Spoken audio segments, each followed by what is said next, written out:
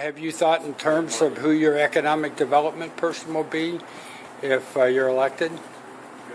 I don't have names specifically, but I do have the requirements of that individual. Somebody who has a heart for the city, somebody who has a passion for seeing things done for the sake of people in the city, and somebody who has an ability and a history with development and has an aggressive or a passionate approach to make things happen. I think that's going to form the team that I need to turn things around.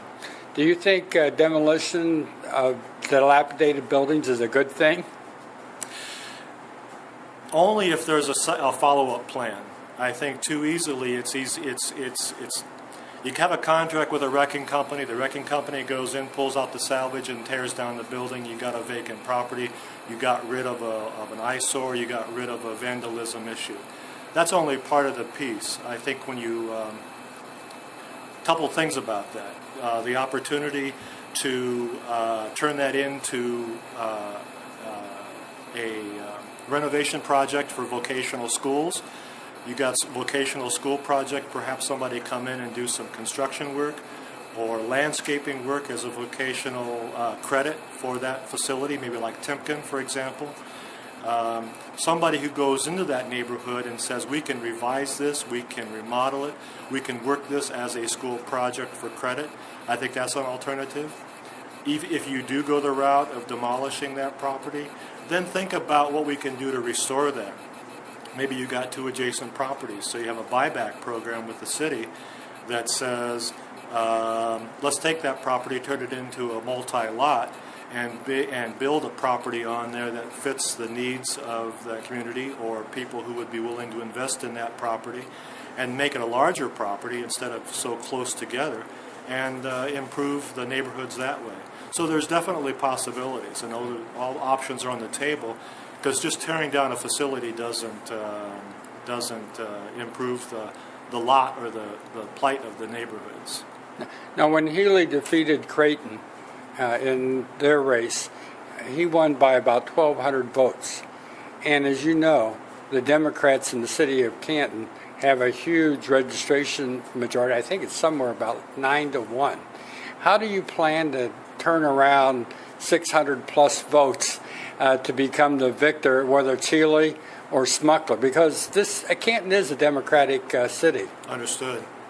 Well, I plan on going door to door in every neighborhood, all the wards, all the registered voters. I'm intending on going to vote to events to get my message out.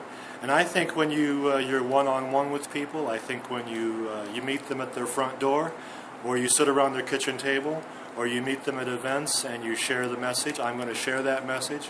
And I think sharing my heart and my desire for a better Canton, I think that's going to sell. I think walking around, so to speak, in a shirt and tie with a title is not going to win the hopes and the desires of the people for a better Canton. Do you think there's still a Republican tide that's in the air, or is that over with? I don't intend on pursuing the coattails of John Boehner or John Kasich or of Renacci. I intend to pursue the coattails of the vision and the revival that Canton needs. I intend to send that message. I think there is a discontent. I think it's a general discontent with issues of life. And my desire, that's why I'm speaking the revival of hope, because my desire is to see that hope come back, and I think it can come back with practical application, with specific answers to say, let's go this route with security measures for households and businesses. Let's go this route with incentives for employers and unemployed workers. Let's go this route for open and honest communication with our safety forces, whether it be fire or whether it be police. It is a matter of dollars and cents. I understand that, but the bigger picture is unity and cooperative effort and communication, and that's just common sense leadership. Have you been in touch with Chairman Jeff Matthews about your candidacy? Yes, sir. And what kind of reaction did you get? His parting words to me when I left his office was, yeah, I think you're somebody I can work with. So I feel positive about that. And, of course, even if you were to win, you are going to be faced with a Democratic-controlled council. How do you see that working out? Council is anxious, I believe, to work with a mayor that is willing to listen and to discuss and to be practical.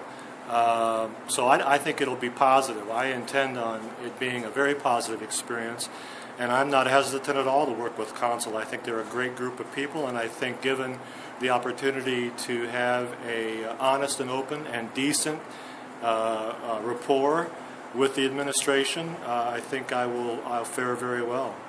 Do you have any thoughts who will come out of the Democratic primary? Can't say. Okay. Do you have any preference?